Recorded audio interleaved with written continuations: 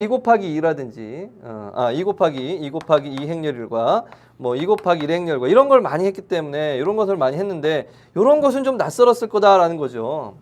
자, 그래서 이거 볼까요? 이게 몇 곱하기 몇 행렬이에요?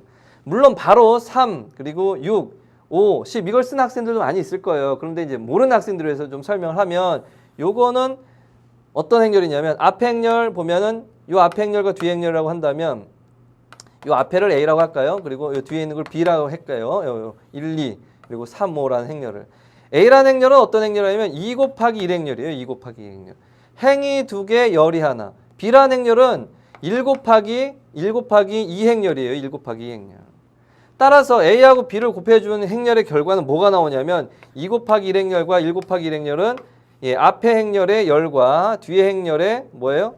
행이 같기 때문에 곱이 정의가 되죠. 그리고 결과 행렬은 2 곱하기 2 행렬이 된다라는 것을 알 수가 있습니다.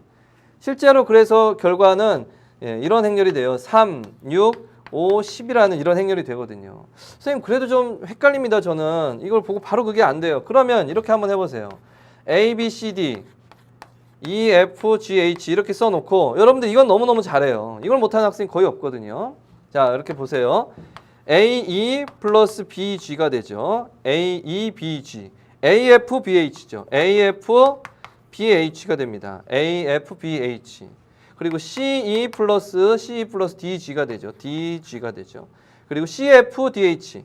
CF 플러스 DH. 이거는 너무너무 잘하죠, 여러분? 예, 맞아요. 너무너무 잘해요.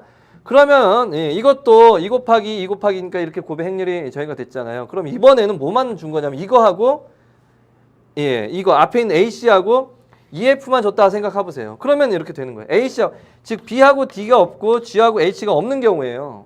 그러면 그걸 좀 지워 보세요. B가 없다 이런 거 B가 없는 거예요. 이 B랑 없는 거예요. 그리고 D도 없어요. D도 D도 없어요. 이런 게 없는 거라고. 그러니까 결과를 보세요.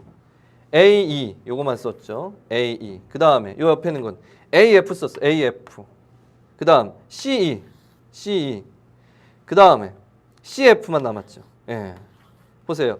AEAF, AEAF, CE 그리고 CF만 남았잖아요. 이렇게 4개만 남았잖아요.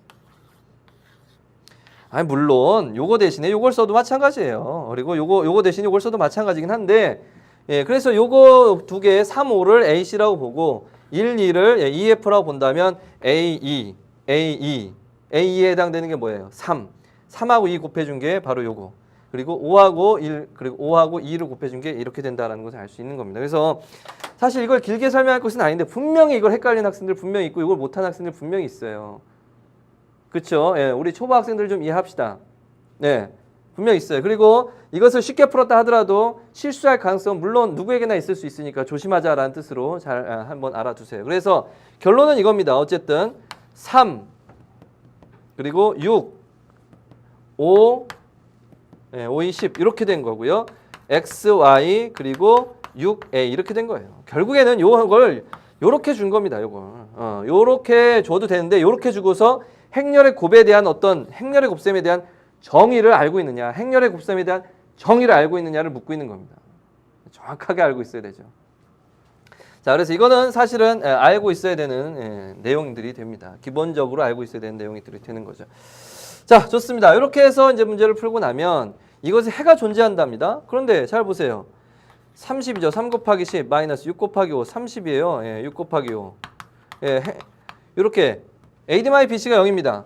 역행렬이 존재하지 않아요. 역행렬이 존재하지 않아요. 역행렬이 존재하지 않아. 그게 무슨 말이죠, 여러분? 이렇게 2개의 직선이 위치할 수 있는 것은 한 점에서 만나거나, 그쵸? 이거 2개의 직선으로 본다면 전개해 보세요. 3x, 6y는 6. 5x 플러스 10y 3x 플러스 6y는 6이고요. 5x 플러스 10y는 a가 되는 거잖아요. 2개의 직선이란 말이에요. 그러면 한 점에서 만나거나 평행하거나 이렇게 아예 일치하거나 이렇게 된단 말이에요. 그러니까 이때는 역행렬이 존재하는 경우예요. 역행렬이 존재하지 않는 경우가 이 2가지 경우인데 해가 존재한대요. 얘는 해가 없는 경우잖아요. 그러니까 얘가 아니고 얘라는 거야.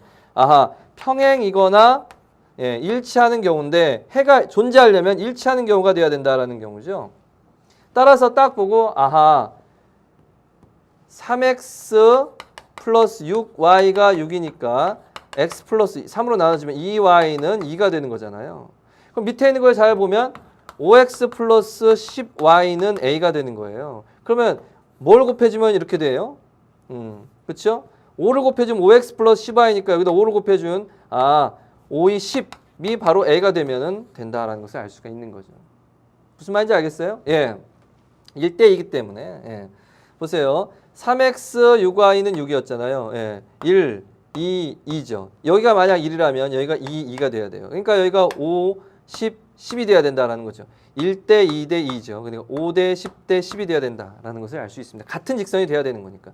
요 직선과 요 직선이 같은 직선이 돼야 되는 거니까 기울기도 같고 절편이 같도록 해야 되니까 그렇구나. a는 10이구나라는 것을 알 수가 있는 겁니다. 예. 그래서 x 플러스 2y 이퀄 10이 되려면 여기에 이거랑 같은 직선이 되려면 5를 곱해주면 되는 거니까 10이 되면 끝이다 하는 것이죠. 자, 끝났습니다. 그래서 요 자체로는 문제가 이렇게 주어져 있다면 행렬이 이렇게 주어졌다면 그렇게 어려울 문제도 사실 아니에요.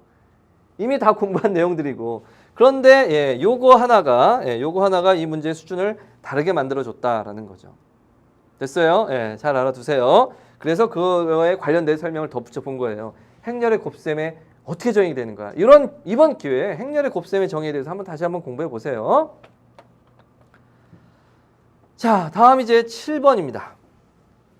다음은 어느 지역에 있는 6개의 지점을 꼭지점으로 하고 이 지점들을 잇는 도로를 변으로 하는 그래프이다. 그래프 문제네요.